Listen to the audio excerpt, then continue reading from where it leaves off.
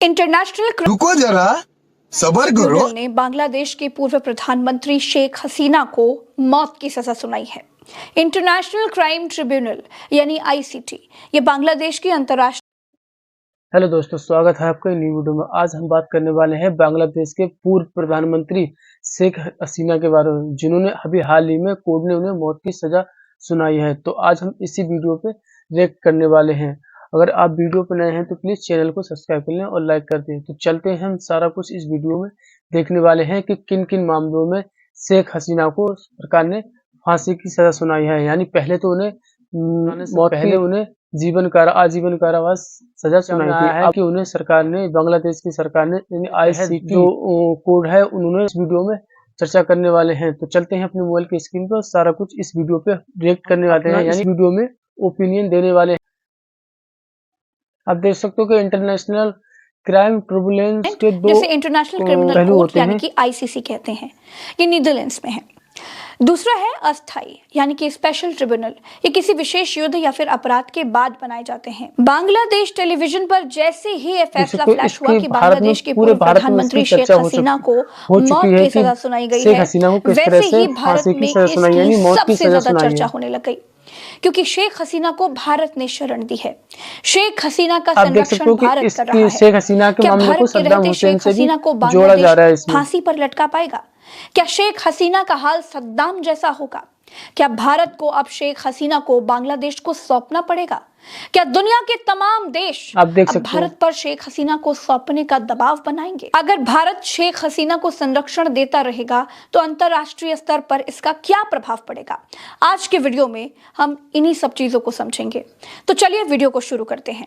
दोस्तों, बांग्लादेश के पूर्व प्रधानमंत्री शेख हसीना को इंटरनेशनल क्राइम ट्रिब्यूनल यानी कि आईसीटी ने हत्या के लिए उकसाने और हत्या का आदेश देने के लिए मौत की सजा दी है।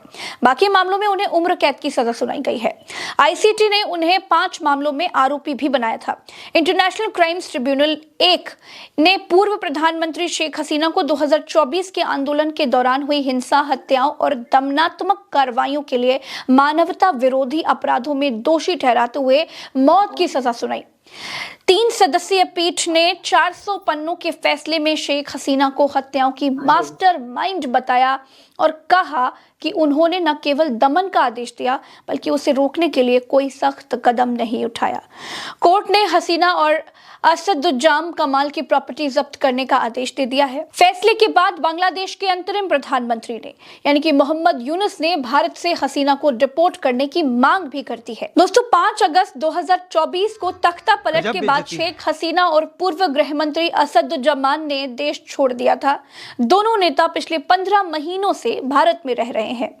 बांग्लादेश के प्रधानमंत्री ऑफिस ने बयान जारी करके कहा है कि भारत और बांग्लादेश के बीच जो प्रत्यर्पण संधि है, उसके मुताबिक ये भारत की जिम्मेदारी बनती है कि वो पूर्व प्रधानमंत्री यानी कि शेख हसीना को हमारे हवाले करे।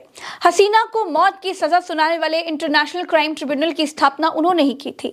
इसे 2010 में बनाया गया था। इस कोर्ट को 1971 के बांग्लादेश मुक्ति संग्राम के दौरान हुए वॉर क्राइम्स और नरसंहार जैसे मामलों की जांच और सजा के लिए बनाया गया था। दोस्तों, कानून के मुताबिक हसीना उच्चतम न्यायालय में अपील तब तक नहीं कर सकती जब तक वो आत्मसमर्पण नहीं कर दे या फिर फैसले के 30 दिनों के भीतर गिरफ्तार ना हो जाए।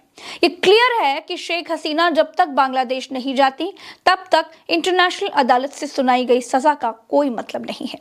दूसरी बात यह है कि बांग्लादेश भारत से शेख हसीना के प्रत्यर्पण की पूरी कोशिश करेगा। अमेरिका, पाकिस्तान और चीन जैसी लॉबियां दबाव बनाने में बांग्लादेश का साथ देंगी, लेकिन यह भारत सरकार पर डिपेंड करता है कि वो क्या निर्णय लेगी, क्योंकि दुनिया के कई ऐसे नेता हैं जिनको अंतरराष्ट्रीय अदालतें सजा सुना चुकी हैं। वो नेता उन देशों की यात्राएं अवॉइड करते हैं जहां उनको सजा सुनाई गई है। उनके वहां जाते ही उन्हें गिरफ्तार कर लिया जाएगा। जैसे आईसीसी ने 17 मार्च 2023 को पुतिन के खिलाफ गिरफ्तारी वारंट जारी किया। आरोप लगा कि पुतिन बिना वैध कारण बच्चों को यूक्रेन के कब्जे वाले इलाके से रूस में ले आए थे। इसका असर यह पड़ा कि ट्रंप और पुतिन को तीसरे देश में मीटिंग रखनी पड़ी थी। अब बात आती है कि क्या शेख हसीना का हाल सद्दाम हुसैन जैसा होगा? क्योंकि शेख हसीना पर अंतर्राष्ट्रीय क्राइम ट्रिब्यूनल ने सद्दाम हुसैन जैसे आरोप प्रूफ कर दिए हैं, तो सद्दाम हुसैन को सजा अंतर्राष्ट्रीय अपराध न्यायालय यानी कि आईसीसी या फिर अंतर्राष्ट्रीय न्यायालय यानी कि आईसीजे ने नहीं सुनाई थी। सद्दाम हुसैन को सजा इराक स्पेशल ट्रिब्यूनल से बाद में इराक हाई ट्रिब्यूनल ने सुनाई थी। उसके बाद 1 महीने के बाद फांसी पर उन्हें लटका दिया गया। सद्दाम हुसैन का फैसला इराकी कानूनी प्रक्रिया का हिस्सा था, न कि इंटरनेशनल अदालत से फैसला सुनाया गया है।